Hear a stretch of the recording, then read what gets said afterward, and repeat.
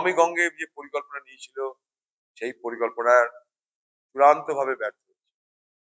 আমি নিজে পিএসসি কমিটির চেয়ারম্যান ছিলাম। আমরা অনেকবার সিএনএ যে রিপোর্ট অনুযায়ী আমরা নমামি গঙ্গের যে প্রকল্প সেই প্রকল্পের অনেক ত্রুটি বিচ্যুতি অনেক দোষ আমরা বার করেছিলাম। নমামি গঙ্গের শুনতে অনেক বড় বড় বিষয়, কিন্তু নমামি গঙ্গের যে মূল লক্ষ্য সেটা হচ্ছে যে গঙ্গাকে দূষণ মুক্ত করা। গঙ্গা দূষণ মুক্ত হয়নি, এটা আমরা সবাই জানি। স্বাভাবিকভাবেই নমামি গঙ্গের যে বিশাল টাকার পরিমাণ বরাদ্দ হয়েছিল সেই টাকা সবটা সরকার দিয়েছে বলে আমার মনে হয় না।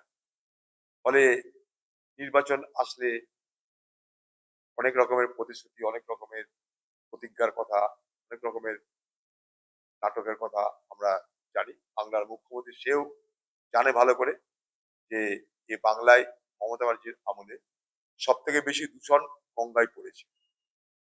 মমতা ব্যানার্জির আমলে এ বাংলায় সব থেকে দূষণ গঙ্গায় পড়েছে, কারণ পশ্চিমবঙ্গে দূষণ নিয়ন্ত্রণের কোনো ব্যবস্থাই নাই। আমরা যারা অন্যান্য শহরের খবর রাখি তারা জানি দিল্লি, বোম্বে, ম্যাড্রাস, পুনে, সেখানে প্রতিদিন বাতাসে যে পলিউশন থাকে, যে প্রদূষণ থাকে, যে দূষণ থাকে, সেগুলো কিন্তু প্রতিদিনের ডেটা পাওয়া যায়। পাওয়া যায় না কোথায়? কলকাতায়। অথচ কলকাতা হচ্ছে ভারতবর্ষের কয়েকটি দূষিত শহরের একটি শহর। তাই পশ্চিমবঙ্গে দূষণ নিয়ে কোনো আলোচনা নাই, দূষণ নিয়ে কোনো ভাবনা নাই। যে মোদিজি আজকে বলছে, কালকে দিদিজি বলবে, এই খেলা দেখতে থাকবো আমরা। সরকারের বিরুদ্ধে একটা ভোট প্লাস এসআইআর আতঙ্কের একটা ভোট। মানুষ ভাবছে যে আমি যদি ভোট না দিই তাহলে আগামী দিনে আমার নাগরিকত্ব হয়তো নাও থাকতে পারে। এই আতঙ্ক মানুষকে ভোটের বুথের দিকে ধারণা করেছে। আমার ভোটটা দিয়ে আমি অন রেকর্ড নিজেকে নাগরিক হিসাবে প্রতিষ্ঠিত হতে পারে। মমতা ব্যানার্জি পুলিশ সেখানে আছে, মমতা ব্যানার্জি বুথে বুথে এত পাহারা ব্যবস্থা করছে, ভোটের পর সব পাহারার ব্যবস্থা করে নি। আবল তাবল না বকে, যেটা সত্য সেটা বলুন। মমতা ব্যানার্জি স্ট্রং রুমের সামনে পাহারা বসিয়ে দিন পশ্চিমবঙ্গের পুলিশকে। স্ট্রং রুম গুলো তো আপনার রাজ্যে, সেখানে তো ক্যামেরা লাগানো আছে। সেখান থেকে কোথায় কে চুরি বাটপারি করছে আপনার পুলিশ দেখতে পাচ্ছে না? আপনি নাকি সব দেখতে পান, উপর নিচ সামনে পিছনে একসঙ্গে দেখতে পান। আপনি নিজে তো 360 ডিগ্রি একটা ক্যামেরা, আপনি নিজেই বলেন আমি সব দেখতে পান, পিছনে চোখ, সামনে চোখ, ডায়ে চোখ, বাঁয়ে চোখ। স্ট্রং রুমের চোখ নাই? করুক না, করুক, আমরা তো চাই করুক। ভোট মানুষ নির্ভয় দিক। সেখানে সমস্যা হচ্ছে এখন পশ্চিমবঙ্গের সমস্যা হচ্ছে নিচের তলা যত অফিসার আছে, ওসি থেকে আইসি, এখানে কে কাকে সরাবে? তো মানে কুলের সে বলে না লোম বাঁচতে গিয়ে কুল মানে কম্বল হারিয়ে যাওয়া, এরকম তাই হয়েছে। কাকে করতে সব প্রত্যেকটা থানার ওসি বলুন, আইসি বলুন, টাউন বাবু বলুন, নিচের তলার অফিসাররা তো তৃণমূলের বসানো লোক সব তারা। অতএব কে কাকে কোথা থেকে সরাবে? যাকেই সরাবে সেই তৃণমূল।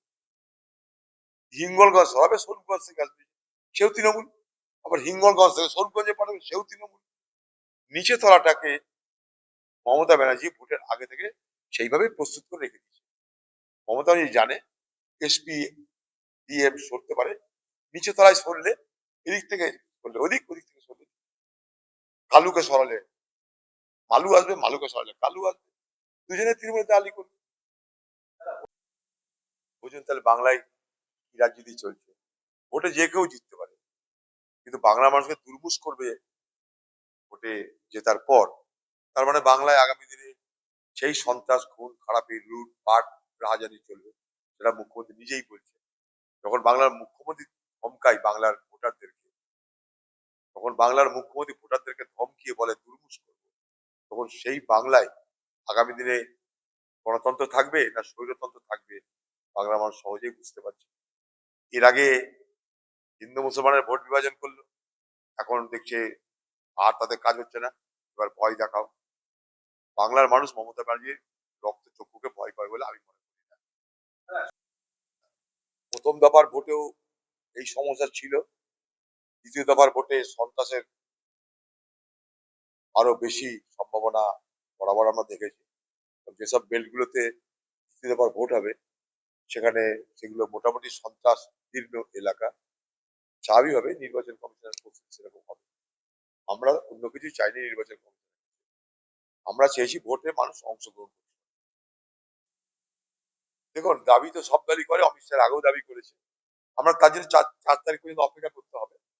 4 তারিখের পর কে নিরঙ্কুশ কে অঙ্কুশ সব বোঝা যাবে 4 তারিখের পর। দেখুন, ব্যাপারে যে বাইক নির্বাচনের দিন বাইক চালানো বন্ধ রাখা উচিত বলে আমি মনে করি।